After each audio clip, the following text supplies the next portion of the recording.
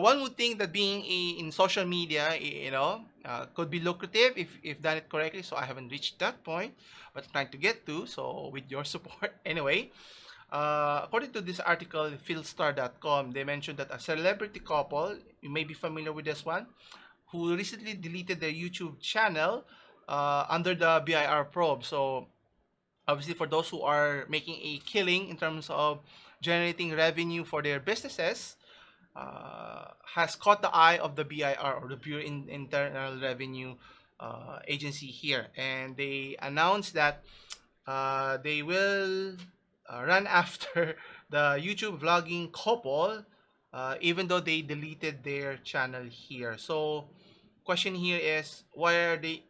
Does deleting your account here absolve you of paying taxes here, so to speak?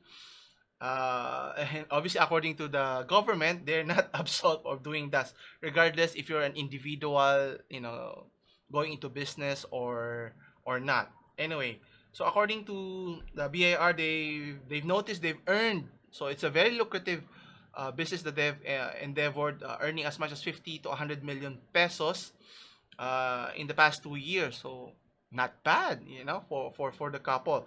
But obviously, not paying the taxes necessary for operating a business if they've not registered. Obviously, one would say, is it necessary to establish a business? Obviously, the benefits of establishing a business is, in the case of protection, rights, and so forth, you'll be protected by the government. Now, obviously, on the downside here is you have to pay your taxes, but earning 100 million pesos is, for paying a small tax amount. I think it's beneficial.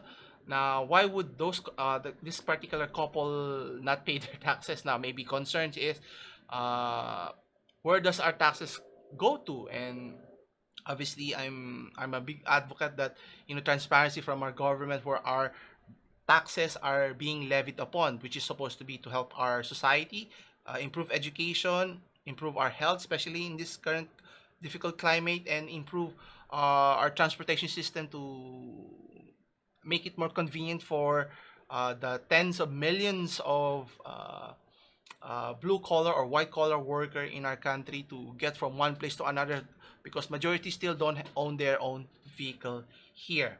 And but what's interesting here, what the Deputy Commissioner for Legal Group, Attorney Marisa Cabreros, is stating that social media influencers have the obligation to register, which is true. It is our responsibility as a citizen of any country to pay their taxes here. And there are benefits of being a legal business, so you can partner with other businesses and you can have the legal protection of the government or law here. But what she goes on to say, I does not make sense. But anyway, listen to this. Wala ho kayong dapat ikatakot. Yung obligasyon po ng pagrerehistro ay magkaiba po yan sa pagbayad ng buwis, which I totally disagree. The fact that you are registering your business is already admitting that you have to pay your taxes here. So obviously, you want to be on the legal side here, so that you're not called a tax evader here, and you're a legal citizen of this country here. And especially for any business, whether it's a small, micro, or medium-sized enterprise, you still need to be registered here to be afforded. The whole point here is to pay those taxes. Government should incentivize businesses to have tax breaks, so to speak, maybe incentives to be able to borrow from the bank, raise capital, and things of that nature here. But obviously, that's not the case here, which is totally discussion altogether. Anyway, so for the business side here, regardless if you have a physical business or in this case in social media, you still have to be responsible. I understand the trepidations, the limitations of our government. No government is perfect, but at the end of the day, it's still our responsibility here. If you have to pay a small amount to be able to continue to do this rather than hide from the government, then you're not being responsible here, and it doesn't escape the fact that they know who you are here. uh, so whether they don't know them or they know, which according to the article, it's the couple of Camille Trinidad and Jason Manabat, also known as Jamil. Actually, my wife knows them more than I did. but the article caught my attention in terms of, it sounds funny that trying to evade taxes would absolve you from paying taxes. Not really.